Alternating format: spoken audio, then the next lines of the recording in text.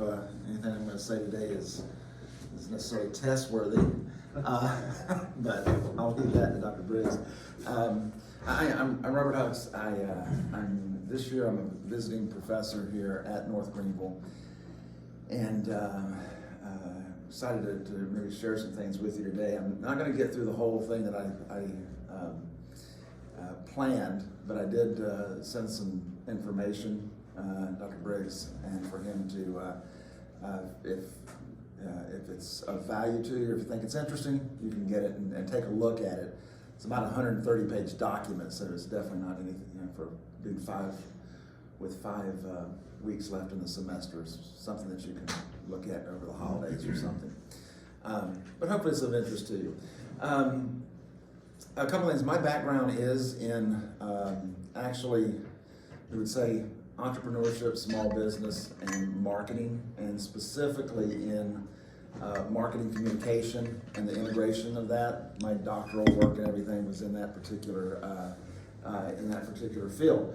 But prior to that, started my first business actually when I was 15. Sold it when I was 18, just before I went off to college.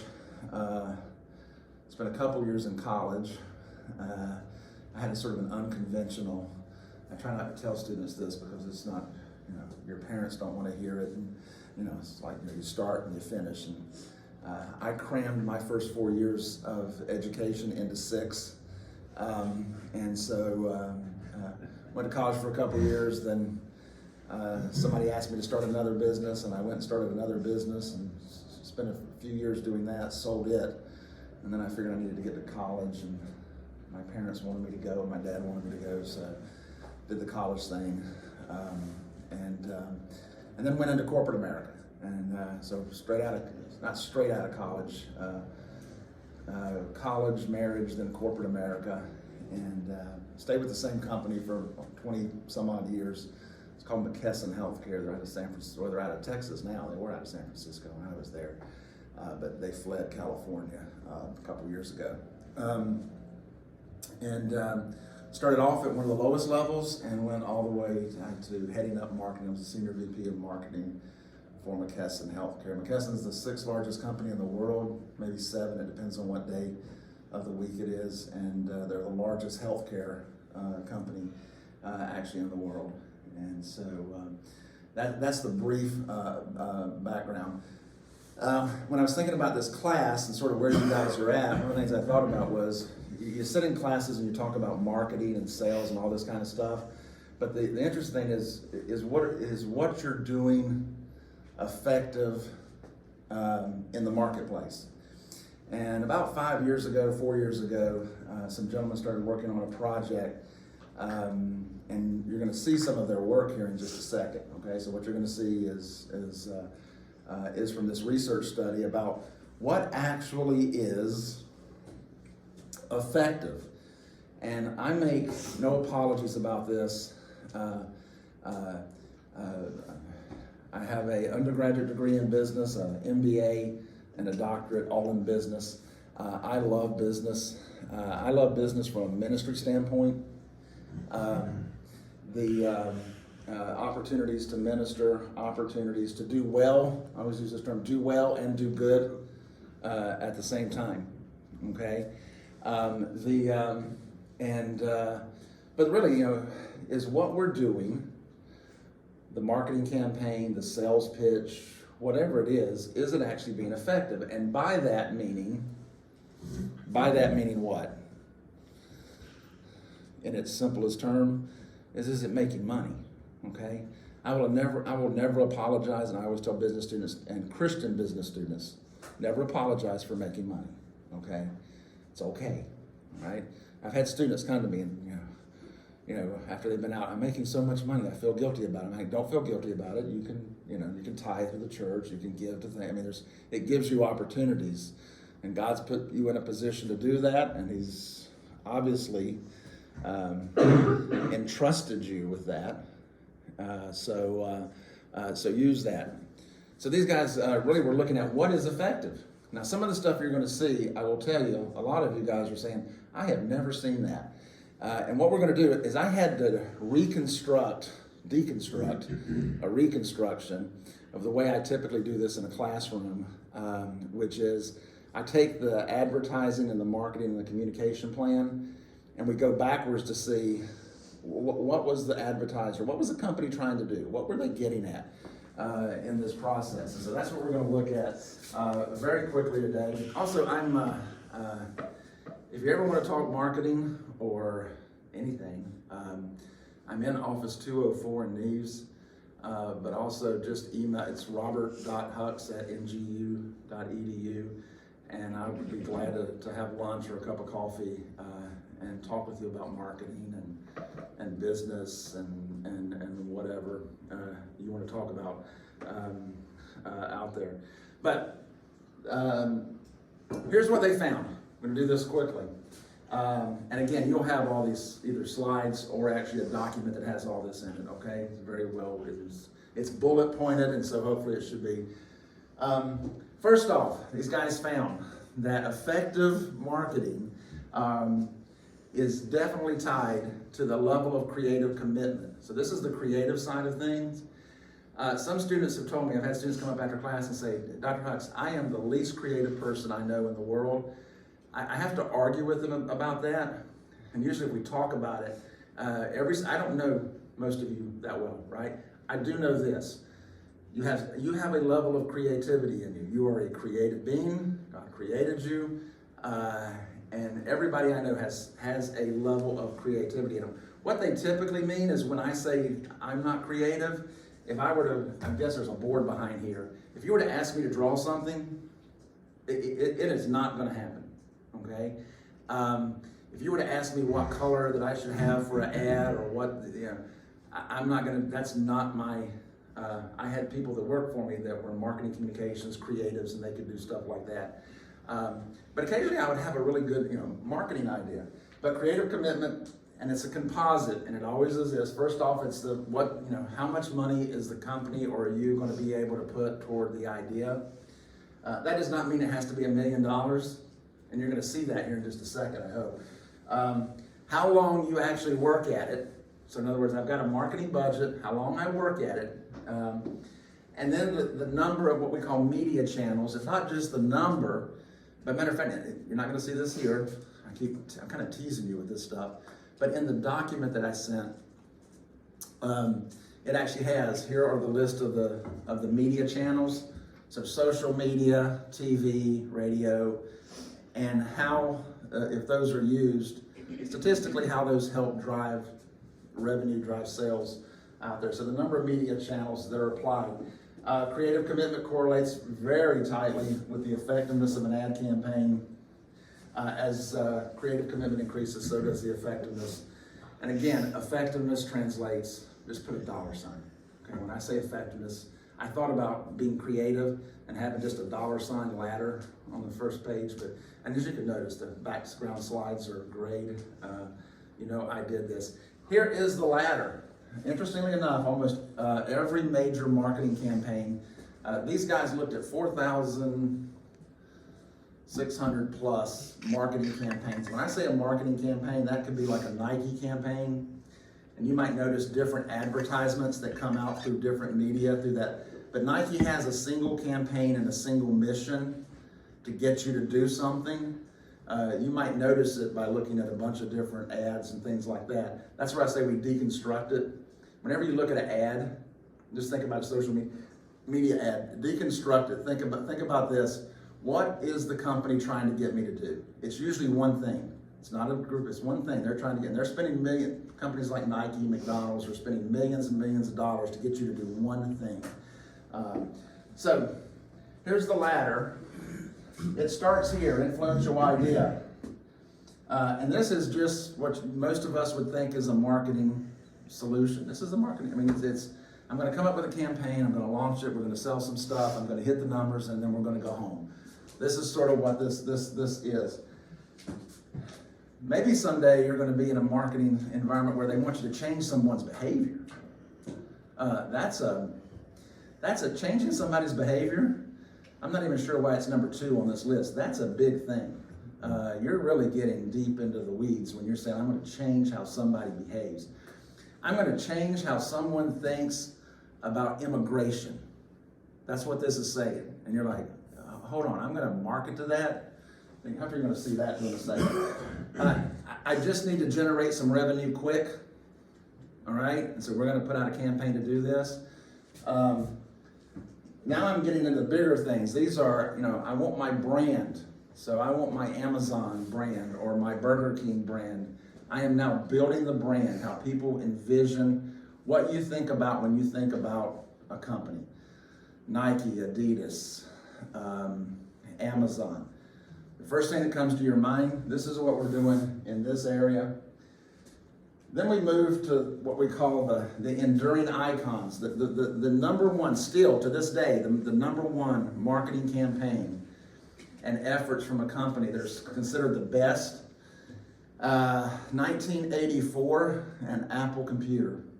And it was the introduction to Apple computer. It is still considered by almost every marketing professional as the benchmark.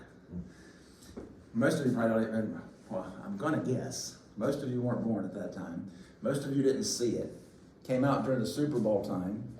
But what the ad was the introduction of the Mac. And it was a parody of Orwell's 1984. And they have a young lady running into a room with a bunch of people and the music's playing. It's going, sounds like something from Lord of the Rings. And she throws a hammer. You're in track and field, a hammer thing, through a big glass screen, shatters it. There's some words that come up on a screen, and it's over. And that's the media that they use, but the message that they were sending was, we're Apple, we're here, and we're going to change the world and the way the world works. And that's over there in this enduring icon. So there is a ladder, there are steps. Most students, when they see this, and I want to get to where I want to get to, get somewhat amazed and a little bit apprehensive. Because I'm going to show you the campaigns. That's what we're getting to. We're going to see that actual ad campaigns and where they got to. So how do you climb this ladder? Set right objectives, budget realistically, resist the effort to carve up your brand. For the sake of one opportunity together, that's hard to really discuss, but this concept of, I've got a brand and I'm going to sell stuff over here, and I'm going to segregate this out, usually hurts a brand, and we try not to do that in maintaining your brand. This is probably one of the most important things that I talk about, and that I think from a marketing standpoint is plan a robust, insightful strategy. I talk to students all the time. Information, data is not insights, okay? This is where you got to do your homework, and marketing people do homework. If you don't like to research and read and know what's people are thinking and how then marketing's can be a pretty tough field for you out there. Choose the right creative work, all right? Choose the right thing. I need to do it, well, I'll do that just a second. Maximize creative output. Oh, and then you go for it. This is what I'm going to do. This is how we're going to do it. You land. It's like landing on a beach. I hate to use a military, business always uses military metaphors and stuff, but you got to land on a beach and you hit it and you move forward with your creative idea that's out there. Now, disclaimer. I don't, Dr. Briggs looks up real quick. I'm like,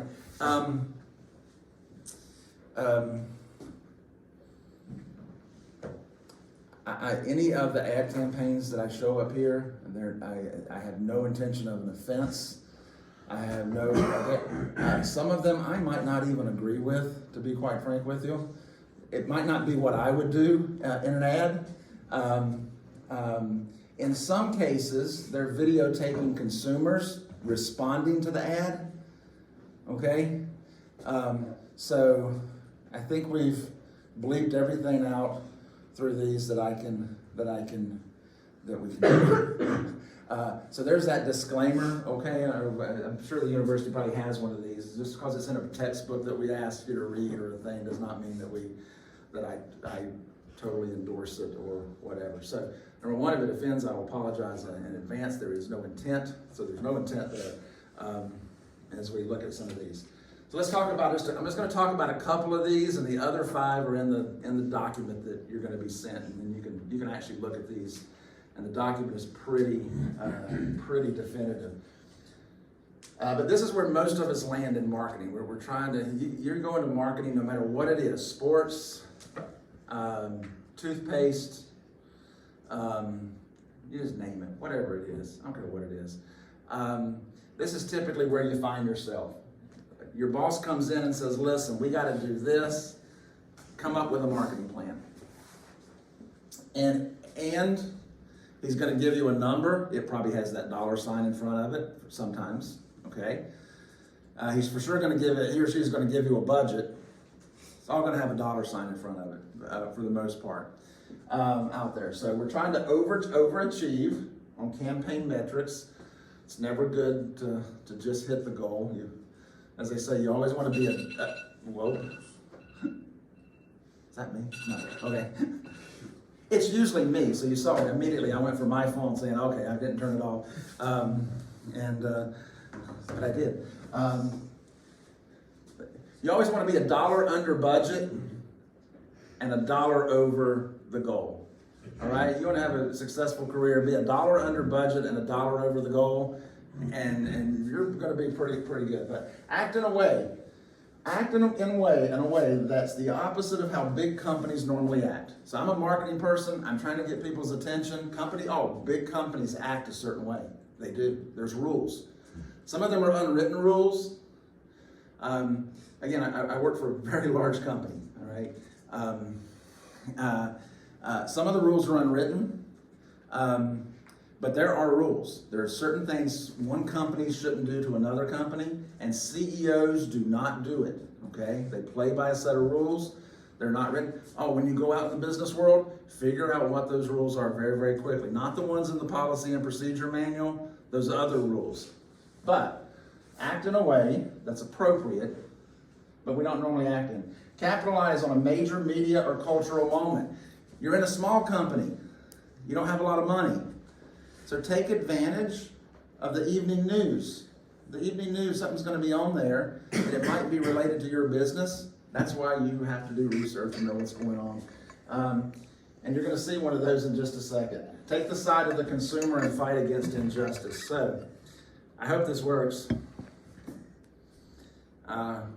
We'll look at it and then we'll talk about it. So act in a way that's opposite. You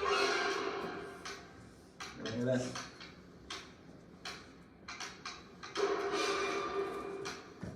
Everybody doing okay?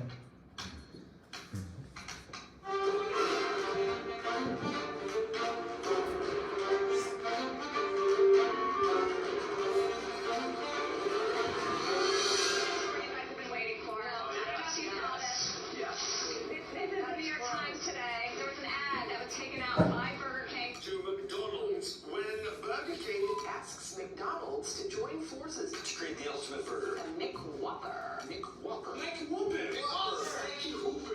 McWhopper. Proceeds would benefit the nonprofit called Peace One Day. The letter concludes, we've put together McWhopper.com, which details the proposal. Corporate activation on this scale creates mass awareness.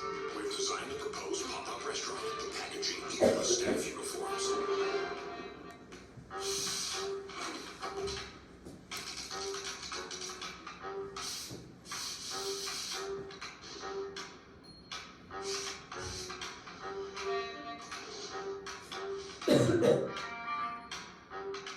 Social media is dining out on McWhopper. It's everywhere. And you gotta love this. Burger King has extended the olive branch in McD's own backyard. CEO nixed the idea. We love the intention, but think our two brands could do something bigger to make a difference. P.S. A simple phone call will do next time. What? And if you're looking to make McWhopper a reality, you'll just have to take matters into your own hands. To date, thousands of do-it-yourself McWhoppers have been created and shared on social media. anything he pays at the moment. Why isn't this a real thing? This is the first time I've ever eaten a burger from World Peace. I mostly just eat them because I'm hungry. Throwing up someone else's burger on someone else's plate.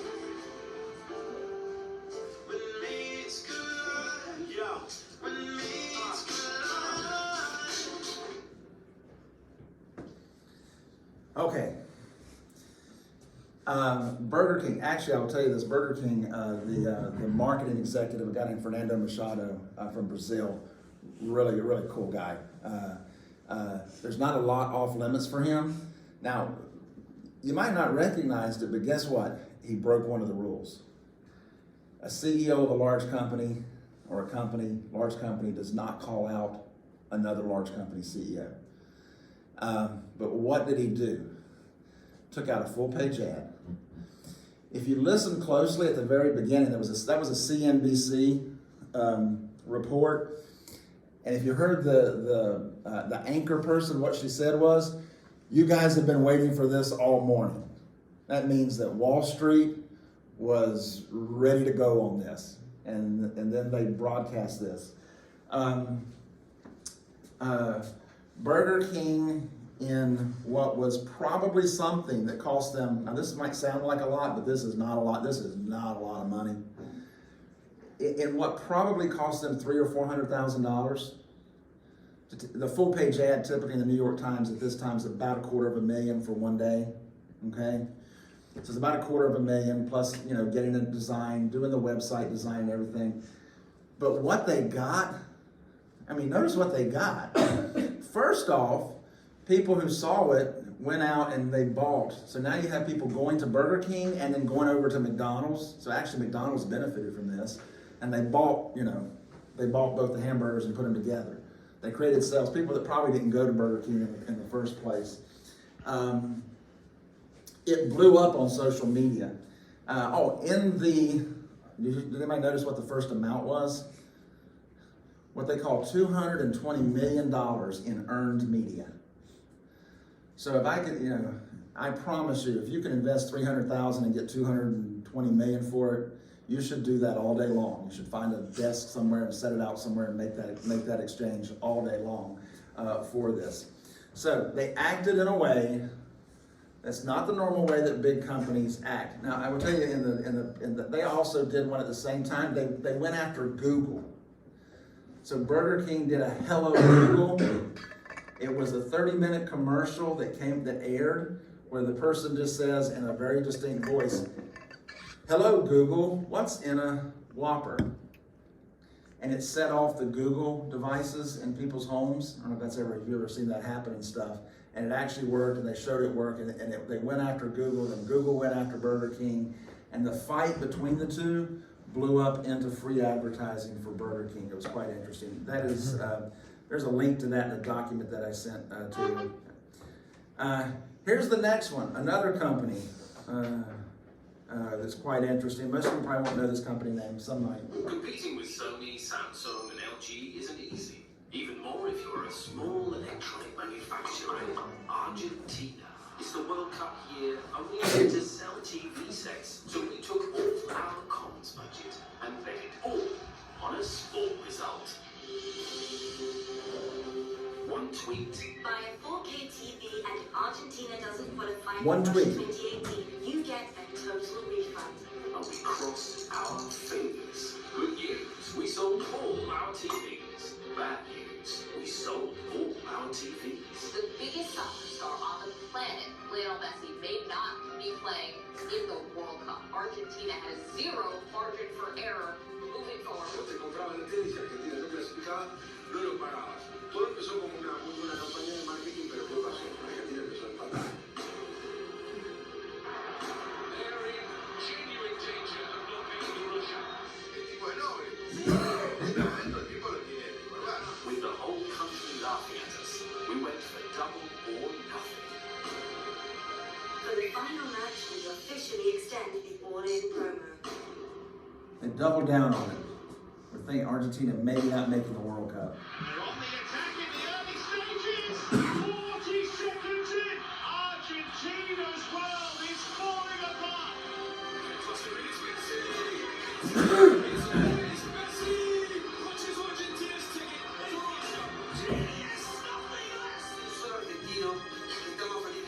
¿saben quién es? No, Messi no. El gerente de marketing de Londres.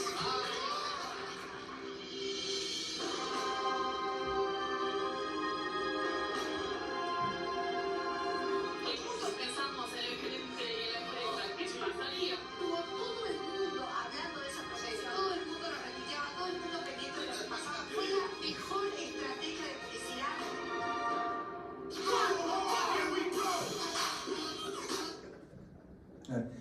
Best strategy ever, or could have been the worst strategy ever. So if you didn't pick up, I mean, what happened was, buy a TV, Argentina makes it to the World Cup, you get a full refund. They sold every TV that they had, then they get to manufacture some more during the process, and it wasn't going well, and the CEO decided to do so. Oh, see, you don't do this. You don't act like this in a large company. We're going to do it again. If you buy the rest of the TVs that we have, they sold them all. Started with what? When you think about marketing, started with what? A tweet. Right? It didn't cost them, I mean, what? Five minutes, maybe? I'm sure there's more thought behind it than that. But quite an interesting program. They challenged their consumer. They used, obviously, the television, social media blew up around the idea. And at the end, they got $12 for every $1 spent. Again, if you give me $1 and I give you $12 and we continue that exchange, that's one you're going to sit here all day with me and do, as long as we both physically you can probably physically do it. It is a huge success for this company. This is the one I really did the disclaimer about, if you're wondering where the disclaimer came from original. This would be it. All right, so let's move on to another topic. There's this really interesting story in today's newsletter, and we want to ask you about it. The airline, Aeromexico, wants more Americans to visit Mexico. Right. So this is what they did to appeal to Americans. Let's show a little bit. Mexico's first destination is America. But America's first destination is not Mexico. So we went to a typical American town to ask, This is not a typical American consider town. Mexico an option to travel to. Would you consider going to Mexico? No way. The idea of going to Mexico is not something that I would perceive. That's not my cup of tea. Let me stay here in peace and let those folks stay on their side of the border. Do you like tequila? Yes. Do you like burritos? Yeah. Do you like Mexico? Yeah. And when your company name is Aeromexico, well, so how do we increase USA flights to Mexico if a big part of Americans just don't like Mexico? According to the Department of Homeland Security, Mexican immigration goes as far as the 1800s, settling in on the South, meaning that a big percentage of Mexican descendants in the USA doesn't even know it yet. So we did a DNA test to prove it and turned those results into discounts. The more Mexican they are, the more discount they get. Joshua, you are 18% Mexican. Oh, wow. So you get 18% Mexican. Charlotte? You are 14.4% Mexican. You're 22% Mexican. That's bull. That's bull. You are 18% Mexican. Well, that's better than you.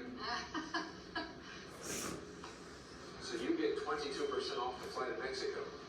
Oh, come on now. Seriously. It's such a clever idea. Great. Oh, man. You know, I've always kind of wondered about that. You know, we interviewed Congressman Will Hurdy's from Texas. I always wondered about the fact that people in the great state of Texas love everything Mexico. Right. Food, half the towns are named in Spanish. Right. But for whatever reason, you get attitudes like that. Yeah. So what's your take on this app? I mean, whoever came up with this idea should get a raise. Yeah. I mean, it's brilliant. I mean, what's interesting about it, I mean, like, you know, it's well done, and it kind of, the aim is obviously to kind of twist the knife a little bit and say, look, all these people who have prejudices against Mexico as a country or as a culture, actually, they themselves are part of Mexico. Because who wouldn't like a discount But at it's also the end of the it day? kind of like it puts in direct opposition people's kind of personal prejudices and also personal like commercial interests. So like, oh, but wait, I could get a deal. You mean I could? Yes. I'd rather be 70% Mexican. Yes, right. Okay, so they obviously, Aeromexico and their marketing agency made a an interesting decision. But it wasn't that, I mean, it's obviously a big topic on the news about every single night, right? And so now we can do a single low budget. Most of the ones I'm talking to you about here are kind of low budget, to be quite frank. You'll see one that's a little bit high budget, but low budget, and wind up on the evening news. Going through, I mean, they played the commercial. The amount of time, if you measure, I got a stopwatch and measured that interview, was about 4.5 minutes at prime time. 4.5 minutes at prime time is several $1 million that they got for free. And they actually played their ad. So their ad got played for free during this particular time. So very interesting.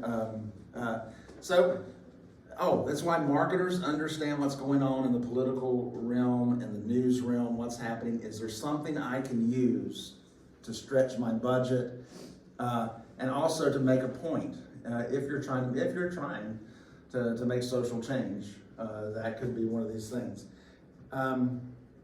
Now this one is take the side of the consumer. So you want to do a marketing campaign, take the side of the consumer, fight for some kind of injustice. I'm not so sure that we're going to categorize this as injustice. I just thought this was a brilliant idea. You got to watch this one pretty closely. This would be like a great, first person that knows. I think it might. Well, it comes up, yeah. What they're advertising. Just give me 1 second. Sure. Sorry. 2 minutes. Thank you. Hi, good afternoon. Sorry about that. Lori.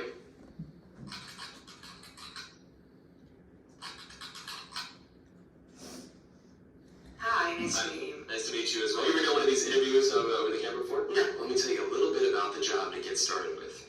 It's not just a job, it's sort of probably the most important job.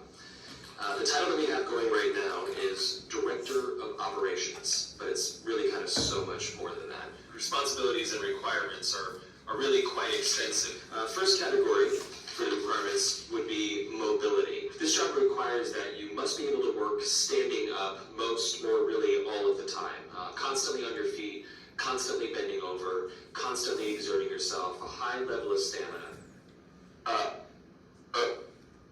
Okay. That's a lot.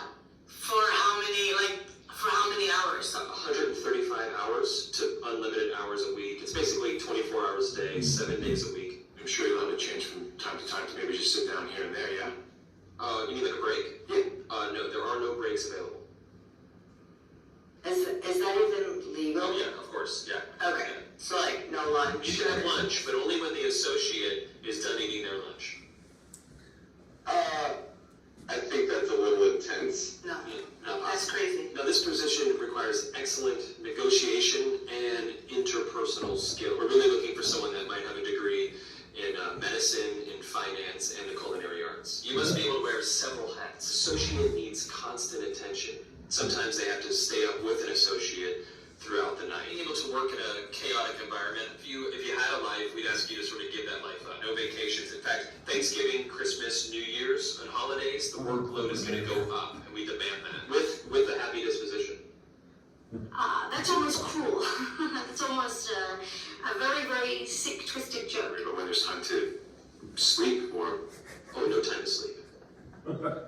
Yeah, all-encompassing almost. That's exactly right. 365 days a year? Yes. No, that's inhumane. That's very insane. The meaningful connections that you make and the feeling that you get from really helping your associate are immeasurable.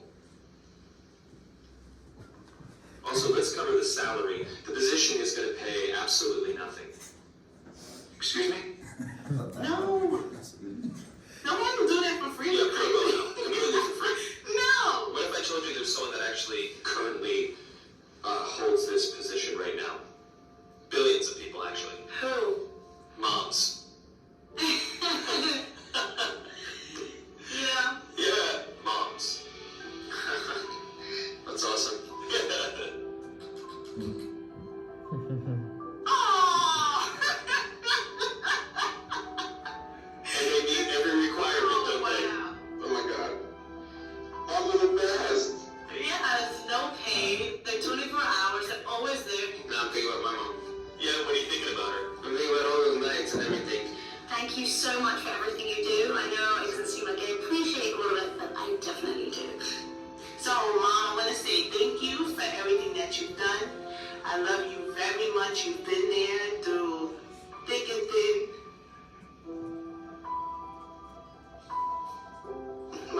is awesome. She's awesome.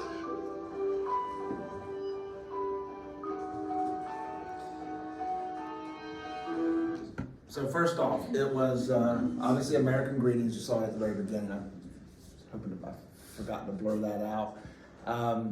They took the side of somebody, right? Moms, okay? First off, you got to think about this. This was done as like a real job interview. There's probably several hundred. They probably had to cull through their video interviews to get to the ones who weren't upset or hang up on them or whatever. I'm sure that's happened, but classic. It was one of the classic. And American Greeting cards went on to sell a ton more cards that year versus their competitor being Hallmark, right? Okay. You got the Hallmark channel now for Christmas. They've already started playing the movies. Hallmark's playing the movies. They started about a week ago, all the way through Christmas movies. Okay, so they have like 600 Christmas movies, so they don't have to repeat. And but there's only 7 themes. Interestingly enough, there's actually research on that. You can Google it. So there's only 7 themes. They have the exact same theme in 600 movies. So you only have to watch one Hallmark movie. All right, little quick break, and this might be the last thing that we look at today. I just wanted to give you a flavor of some of these things, of where companies and what they're trying to do. Also, the concept of they're doing them very inexpensively, and you can think about this when you begin marketing yourself. Okay, most of you guys at some point here shortly are going to be marketing yourself. You are for a job, you are a product. We are a product, just like. And we have a marketing plan, for yourselves, hopefully, out there. I wanted to show you this one. This is a award-winning program or a marketing campaign that was done by the Louvre. They actually won what they call the Cannes Lions for this. And for full disclosure on this, I'll show it, I think at the end. I'll show it somewhere. I think I'll show it. I have a former student, so somebody who sat in a class like this. The interesting thing about this student is they came from a small town, first generation college student, not sure what I can ever do from a marketing standpoint. Although I remember as a student, she was extremely creative, very smart, hardworking, all those adjectives you can put in there. She was one of the 4 individuals that actually worked on this concept for the Louvre. In 2017, Louvre Abu Dhabi, the first universal museum in the Arab world, opened its doors. 85% of its visitors come from Dubai by travelling the E11 Sheikh Zayed Road. Hundreds of kilometres of what could easily be considered the world's most boring highway. To welcome local residents and prove art is enjoyable and accessible for everyone, even a community unfamiliar with museum culture, we transformed a boring commute through the desert into one of the most exciting outdoor art experiences ever. Louvre Abu Dhabi Highway Gallery. Here's how it worked. The museum's iconic masterpieces were reproduced in giant frames and placed along the highway, leading from Dubai to Abu Dhabi. Next, each artwork was fitted with a solar-powered FM transmitter. After this, I'm going to ask you why this is very odd for Abu Dhabi. See if anybody knows why this is odd. Anyone who wanted to engage had the choice to tune in. When approaching each artwork, drivers and passengers triggered the museum audio guide and experienced the masterpieces like never before, right outside their windows, and through engaging stories broadcast through their car speakers. Welcome to Louvre Abu Dhabi's Highway Gallery. Say hello to Vincent van Gogh, one of the greatest artists of the 19th century. This bronze masterpiece originally stood in the royal courts of Europe. The statue's deep gaze pulls us 8,000 years into the past. Intercity buses, taxis and car rentals also supported the project. The Highway Gallery made a traditional medium like billboards innovative again. And the world tuned in.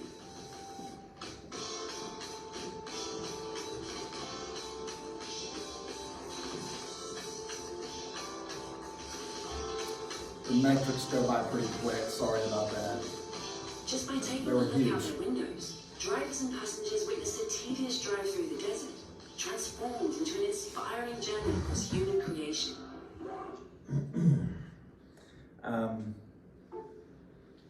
Why is this odd? I got a phone call from her when we were chatting about this when the process was going on. Why was this odd? From a marketing campaign. It's in Abu Dhabi. Okay? UAE. UAE is an Arab country. Islam. They don't do artwork and pictures in Islam. But the UAE was putting a museum in that shows pictures. They don't believe in doing that. Okay? So she was going against a massive cultural issue. Also, I will say this particular young lady had never, before she graduated from college, she had never been out of the state she grew up in. For those who know, prior to coming here, I spent 15 years at Bob Jones teaching, and so she'd left home in Texas, came to Bob Jones, and then took what was a missions trip, was continued a business as missions to Abu Dhabi. Got with the marketing company and then got put on this team that won. She had never been out of the country, only had been out of her state. The first time she was ever out of Texas was to drive with her family to come to college in South Carolina. And 13 months after graduation, was human creation. I have no idea what this is. You do? Thank you. That's her.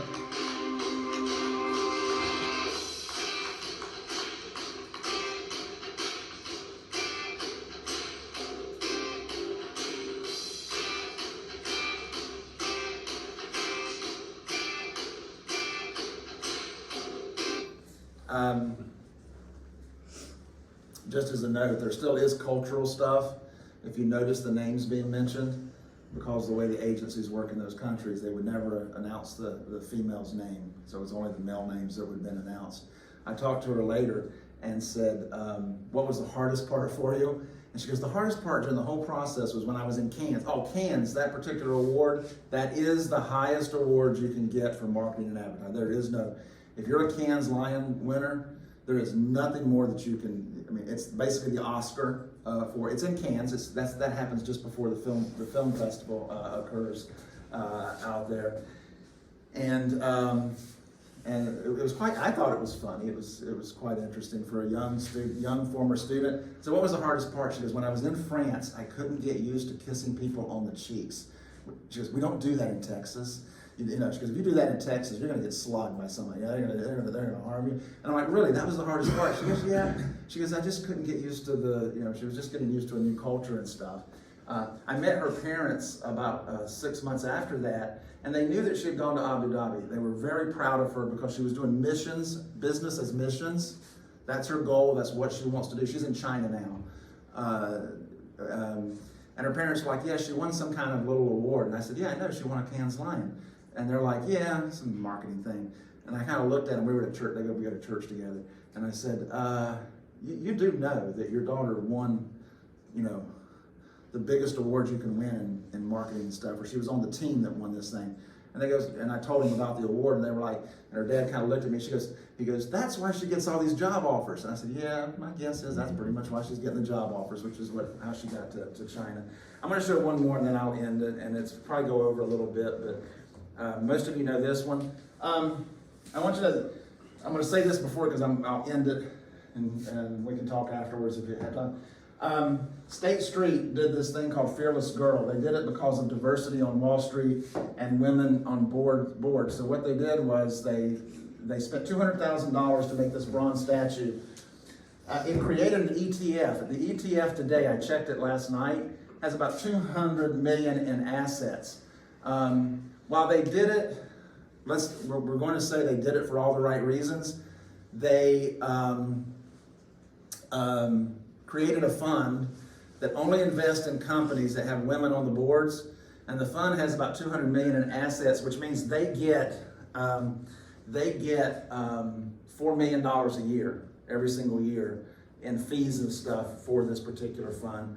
But this is the first one on changing behavior. We're going to change some kind of behavior. And the problem is that this. Women are not making it to the top of any profession anywhere in the world.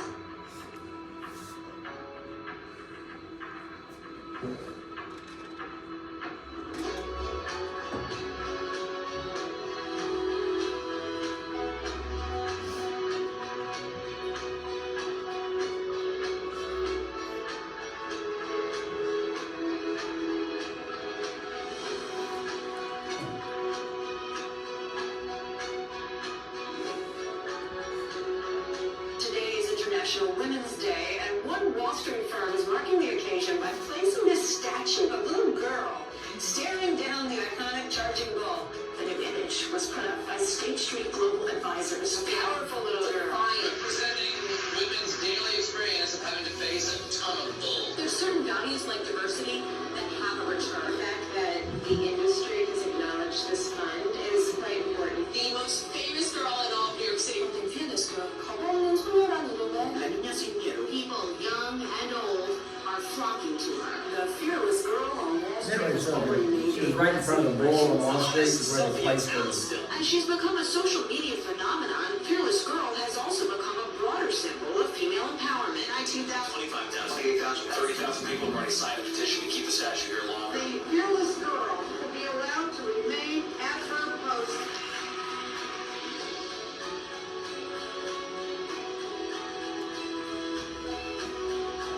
Those impression numbers are huge for the social media standpoint. Those, Crystallize this moment in they're huge. history. My generation fought for the women of today. I'll stop it there. Try to And the stop it problem is there. this. The document that you're going to see, oh, this one is in the document. This is about Coca-Cola Share the Coke, started in Australia as we're giving it. If you wonder if they changed behavior, almost every major corporation now has females on their, at least on their board of directors, increased number of CEOs. Now, just this year, State Street has moved their, not to just be one ETF fund, not just one, but they want to invest in any company that doesn't meet the criteria. I believe it begins in 2022 and 2023 that doesn't meet this particular change behavior strategy for them. So they were extremely successful. 250 grand is what it cost them. They got permission without me to put the statue there. And then it took off from there. So hope that was interesting. Hopefully it helped you at some level of effectiveness. If you have any questions, I'm here. I'm here for a year at We'll least. upload the PowerPoint and the video into Blackboard today, and so you can review that, lead into the exam. You got the entire week next week to finish the exam. We'll meet next Friday for our next activity. Otherwise, have a great day. Hope to see you all at the game tomorrow at 3 o'clock.